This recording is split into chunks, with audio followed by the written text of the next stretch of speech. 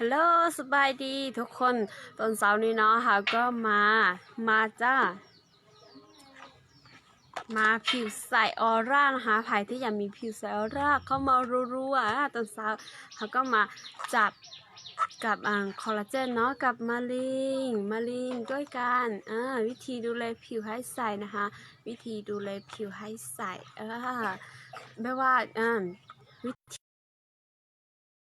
วิธีทำตอนเช้าล้างตื่นนอนเลยแล้วก็ตอนแรงเนาะละก่อนที่เขาจะนอนเนาะโอเคแล้วก็ตอนนี้คือตอนเช้าเขาก็มากินคอลลาเจนด้วยกันนะมาก่อนอื่นเขาก็ต้องเตรียมน้ำก่อนนะเตรียมน้ำมาก่อนแล้วก็แกะคอลลาเจนใส่เข้าไป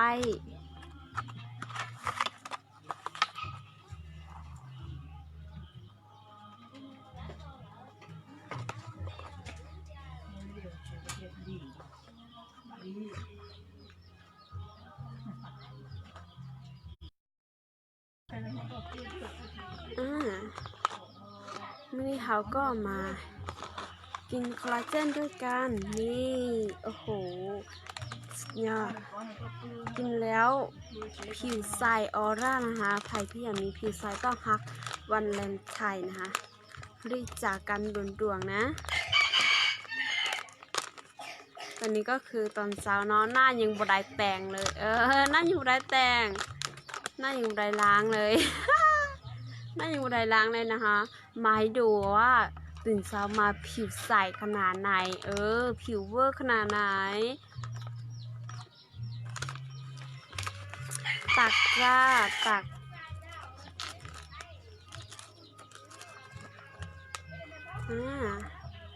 แบบนี้เขาก็จะตักแบบนี้นะคะมันก็จะมีเป็นมีเป็นบ้วนให้นะแบบนี้ให้เขาตักแล้วก็เอามาใส่กับน้ำเทใส่น้ำเลยนะอันนี้บอผสมสีบอผสมน้ำบอผสมแป้งนะบอผสมสีบอผสมน้ำตาลเวลาเขากินเข้าไปเขาจะบอกอ้วนนี่มันละลายมากเขาบอกได้ข้นนะมันก็ละลายเนาะเพราะฉะนั้นมันจึงเป็นตัวคอลลาเจนที่ดูดซึมง่ายเป็นคอลลาเจนโมเลกุลที่เล็กที่สุดนะเป็นคอลลาเจนที่มีโมเลกุลเล็กที่สุดจึงสามารถดูดซึมได้ง่ายกว่าคอลลาเจนทั่วไป55เท่าเลยนี่ก็เป็นตัวสำหรับตัวคอลลาเจนนะอันนี้มันจะเป็นคอลลาเจนบริสุทธิ์เนาะเป็นคอลลาเจนบริสุทธิ์100%จากประเทศญี่ปุ่นเลยจะนำเข้าจากประเทศญี่ปุ่นนะคะจากประเทศญี่ปุ่นซึ่งคนที่อยากมีผิวใสแบบสาวญี่ปุ่นนะก็เลยจำเป็นต้องจัดไปเลยนะคะนี่โอ้โหควงนิดเดียวมันก็ละลายไปหมดเลยนี่อย่างน้อยนึงโอ้โหน่ากินมากนั่นดึกมากคอลลาเจนที่กินง่ายกินกับย่างก็ได้กินกับอาหารกับขึ้นดื่มกับกาแฟกับยังก็ได้เนาะกับไอศครีมที่เขาตัวเองมักเนาะเขาก็สามารถดื่มได้เลยโอเคแล้วก็มาลินมากินคู่กับมาลินผิวของเขาจะใสแบบแรงด่วงเนาะคูณ2เลยแบบว่าผิวใส2เท่าเลยเพิ่งเวลาเนาะแบบว่าเขาอย่าให้ผิวของเขาใสไวๆอย่าให้ผิวใสเนียงไวๆอย่าให้ฝ้ากระสิวหายไวๆนะคะเขาก็จับไปเลยคู่นี้สำหรับมาลินกับคอลลาเจนไปด้วยกันเนาะโอเคมาดูว่ามาลินจะเป็นหน้าตาเป็นแนวแรกเนาะหน้าตาเป็นแนวแรกนะหน้าตาเป็นแนวแรกสบายดีทุกคนเด้อใครเข้ามาก็ทักทายกันได้เลยนี่จะเป็นแบบนี้เมกันดาก็ทานไปแล้วเนาะแล้วก็วันนี้ก็จะมาจับ เม็ดหนึ่งวันหนึ่งเนาะเขาก็กินได้1-5 เม็ดเพราะฉะนั้นเมื่อวันนี้กันดาก็จักไปเลยตอนเช้า2 สบายดีเนื้อชงคุณใจเล่าอย่าเนื้อชงเนื้อชงเฉินจออย่าแต่ชิ้นว่าเฉินจอเจเป้รอเขาคอลลาเจนเทียมาลินโอเคนะcho nó yêu cho ai collagen ba yêu cho protein nhỏ nữa ba có yêu cho ai phiểu nữa chia xuống cao cho ngay niềng nè ok nhớ xong xong sau đó nè nó yêu nó là những tàu này tàu hỏi cho tiêu nhiều mất tỏ chơi cho collagen là những tàu này ạ chỉ nó nằm mơ cũng mất tỏ ta chỉ nó cũng chỉ tỏ khi tàu bé bao tiền nữa muốn tàu vít thì nữa cũng mua nữa sao mà nó tàuหรือวิธีที่สามารถกินได้หลายวิธีเลย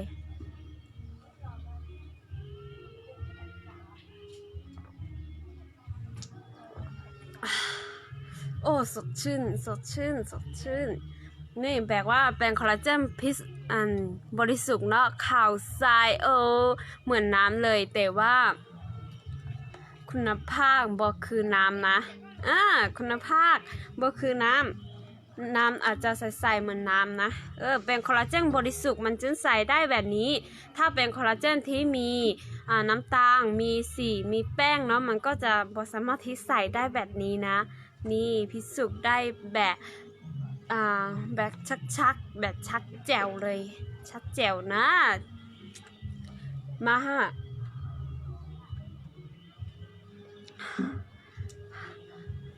ถ้าอยากมีผิวใสนะแบบแรงด่วงนะคะต้องพักวาเลนไทน์อยากมีผิวใสต้องหาวาเลนไทน์ก็รีบจับไปเลยด่วนๆนะสำหรับคอลลาเจนกับมาลีนเนาะบจังกับเพศเนาะผู้ชายผู้หญิงได้หมดเลยสำหรับผู้ชายที่อยากมีผิวใสนะก็สามารถจัดได้ไปเลยเพราะว่าเฮาเนาะคนเฮานะบอกว่าผู้ชายหรือผู้หญิงเนาะเมื่อเฮาอายุเริ่มขึ้น20ไปนะขึ้น20 ปีขึ้นไปมันก็จะทำให้คอลลาเจนของเฮาเสื่องเนาะทำให้คอลลาเจนของเฮาเสื่อมเพราะฉะนั้นเฮาก็เลยต้องเพิ่มคอลลาเจนไปเฮาก็ต้องเพิ่มโปรตีนเพื่อเพิ่มวิตามินต้านความแก่เพราะว่าความแก่มันน่ากลัวไหมรู้ไหมทุกคนความแก่มันน่ากลัว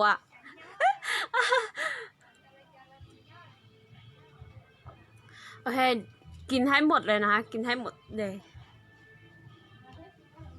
แค่นิดเดียวนะคะบอกยุ่งยากเลยสำหรับเวลากินเนาะเวลากินถ้าว่าจะเป็นคนหนึ่งที่ให้เวียกไล่เนาะมีเวลามาผสมกับน้ำเนาะก็สามารถทำกินกับอาหารก็ได้เลยกินกันย่างก็ได้เลยกับอาหารกับไอศครีมเวลาได้ก็ได้เนาะแต่ว่าที่สิ่งที่จะได้ผลที่สุดนะสำหรับคอลลาเจนของเราคือคอลลาเจนของมานาคือก่อนเราจะนอนแล้วก็หลังที่เราตื่นนอนมาเนาะคือตอนเช้านี่แหละแล้วก็ก่อนที่เราจะนอนกินให้หมดนะกินให้หมดก่อน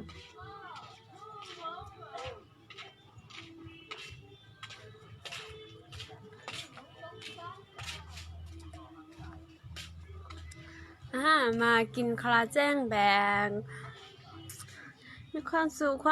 ต้อง5 วันปีใหม่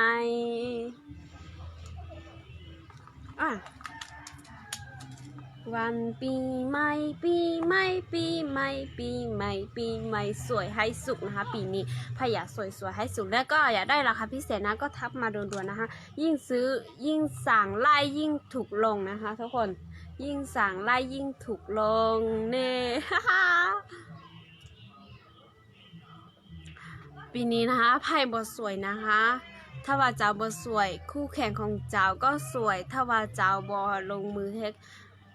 คู่แข่งของเจ้าก็ลงมือเฮ็ดถ้าว่ามื้อนี้นะเจ้าบอลุยคู่แข่งของเจ้าก็จะลุยนะคะทุกคน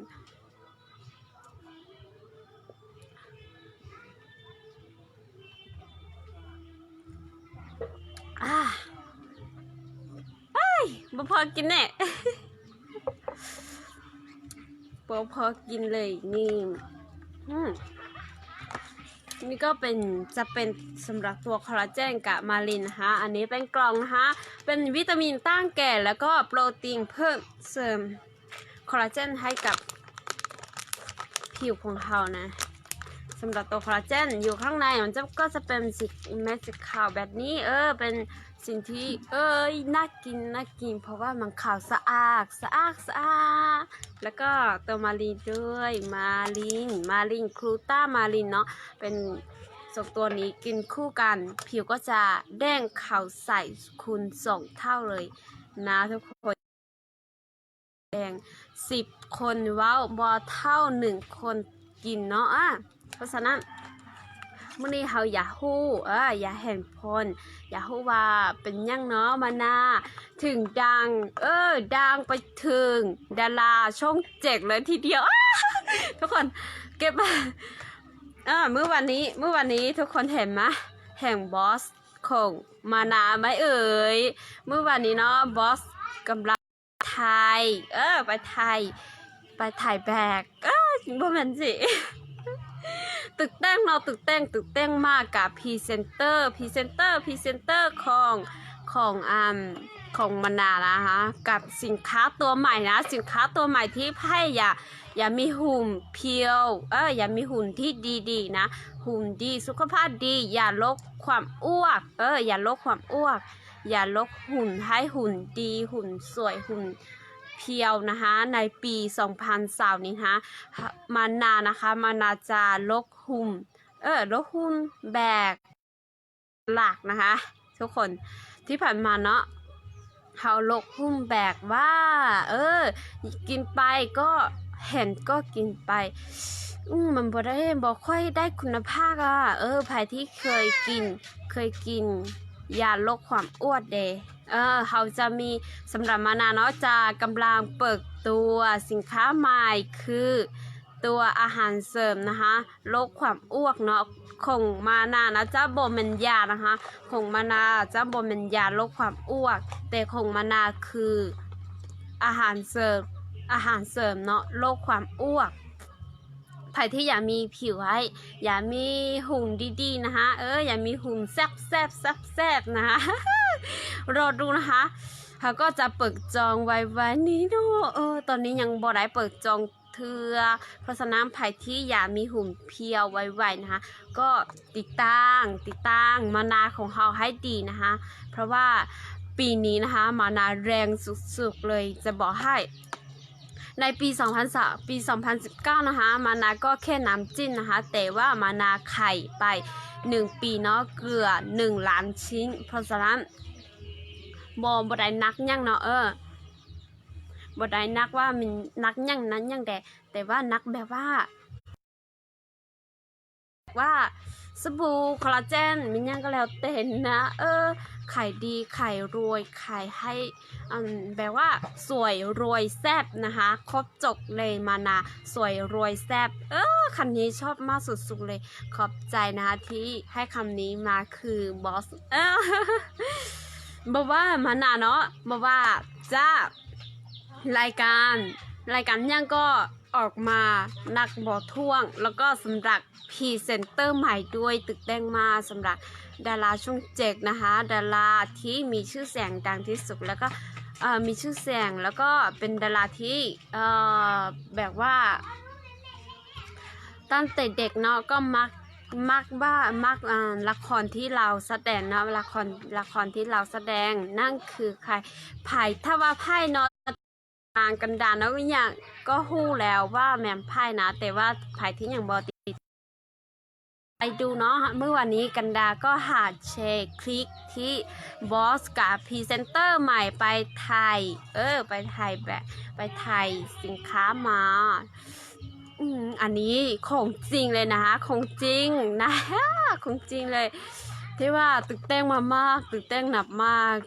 สำหรับพรีเซนเตอร์ใหม่นะคะไพ่ที่อยากรู้ว่ามะนาวแรงขนาดใดนะคะต้องติดตามให้ดีนะติดตาม